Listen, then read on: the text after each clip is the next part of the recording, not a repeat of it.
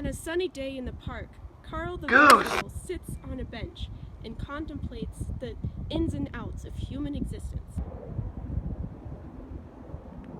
You know, I don't think time really exists. What?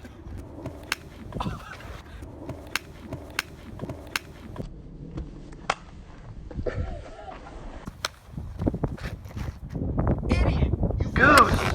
What? You think time is a human construct? Also, who the hell are you? I'm the time genie, buddy, and I'm here to lay down the law. I can show you the world. Just the world? Shining, shimmering universe. Tell me, Goose. call me Carl. Let's go for a walk.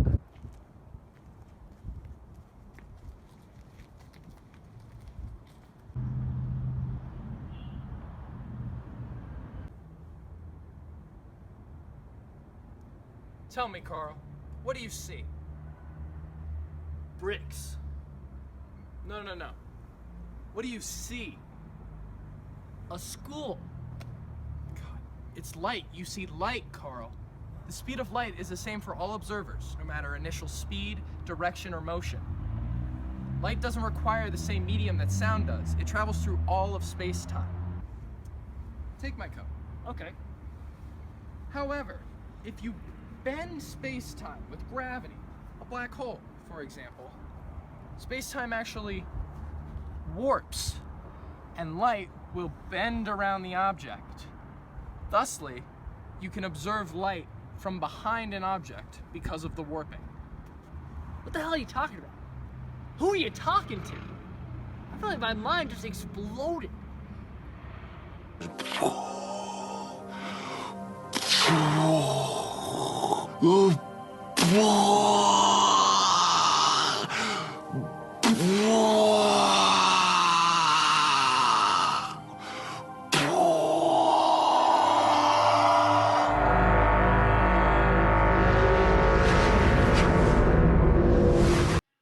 I wish there was some way that I could better understand this. Alright, well, before we look at the warping of light, let's look at something that produces a lot of light. My nightlight? Think bigger. Sun? There you go. Woo! Now we're cooking. Alright, speaking of the sun, stars like our sun form in massive clouds of hydrogen, cold hydrogen. They condense. They form dense clumps of hydrogen gas that become protostars. Now, over a course of time, how long do you think this takes? It would take longer than it takes me to get out of my bed. It would take longer for me to walk my dog. I don't know, 10 years maybe? Try 10 million. Explosion.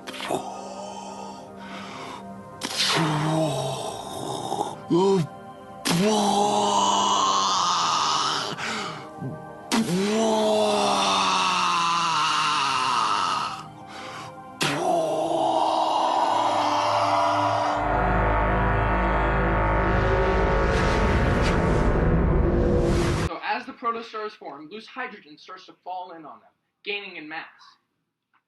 So these stars are a pretty big mass right now, right? Not yet. They only have about 1% of their final total mass. As their mass increases, thermonuclear fusion starts to form at their cores, and then they start to emit gamma ray radiation. Whoa, like the Hulk? Oh! So what's the total lifespan of these stars then? Like 10 million years? Try 10 billion, you goose. God, freaking gosh! Knock it off! Like my mind just exploded. Explosion. Let's break this down. Let me help you.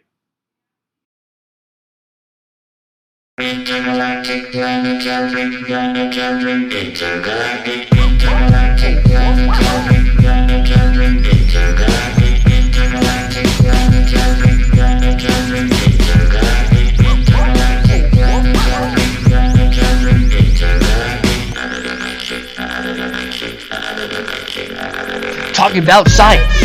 Yeah, here we go. Listen right now to my sick flow.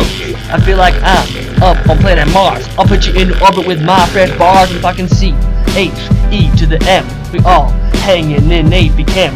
Diples, Colo, living the dream. I just got one question, what does it mean?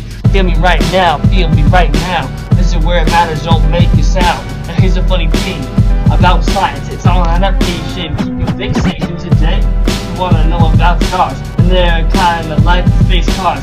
Some are red, and some are blue. The color truly depends upon you. If you're approaching, then it's red. Don't get too close, cause then you'll be dead. If you're going, well then it's blue. Hey, you just learned something new.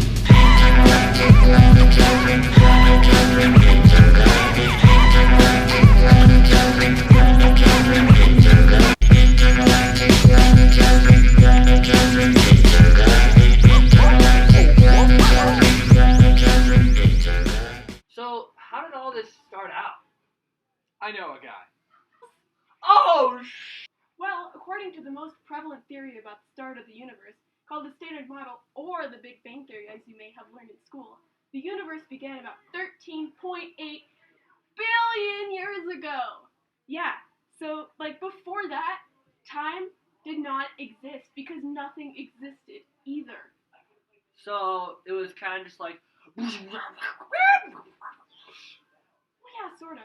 Well, yeah, so when that happened, everything began. Space-time, matter, time, space, everything started right then. So will it ever just pop? Well, before you understand that, we have to talk about entropy real fast. Enter what? Entropy. Entropy. This just means the total disorder of the system.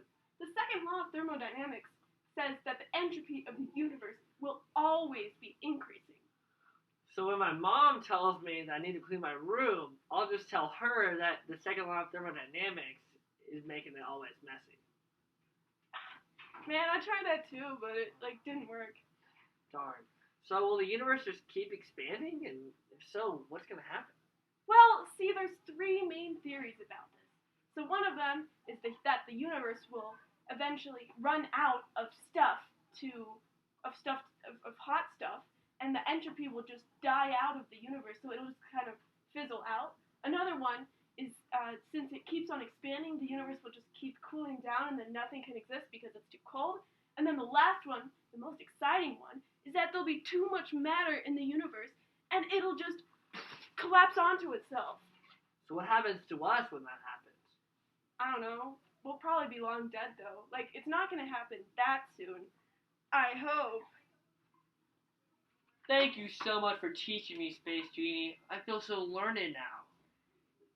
Carl, I just hope you don't space out in science class anymore. Don't worry, my mind's brighter than the sun.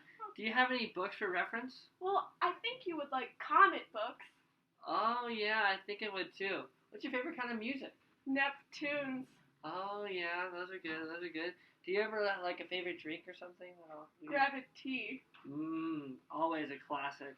Well, I just have one more question for you. How should I best prepare for a career in science? You planet! Here's a quick introduction to the history of everything.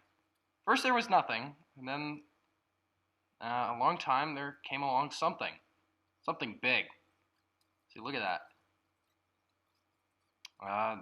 That thing was called the Big Bang. And it created space-time. Here's a model of space-time. Horizontal lines are space, and vertical lines is time. Space-time can be warped, as for example, by this beautiful black hole drawing. It can be stretched and shranked and such transformations. One major question is, how is space-time warped? And the answer to that, ladies and gentlemen, is gravity.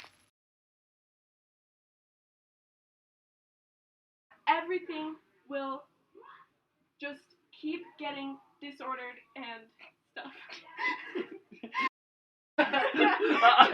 Light doesn't require the same medium that sound does. It travels through all of space-time.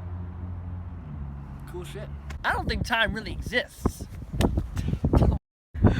That was bad. Annalyn, you blocked the shit out of me. I was like... Stars, like our sun, form when extremely cold clouds of hydrogen gas start to condense and increase in density. Eventually, the dense parts of the cloud collapse off onto themselves Mr. Saller. We want to thank you for a great year of teaching AP Chemistry. It was one of my favorite classes this year. You did a great job. We really want to thank you for all your hard work and all of your dedication. Yeah, you did so much for all of us, and we really appreciate it. And we're definitely going to miss the class next year. And Annalyn, most likely, thinks the same. She's not here right now, but she definitely does. And thank you so much, Mr. Saller. You rocked our junior year. We love you, Mr. Saller.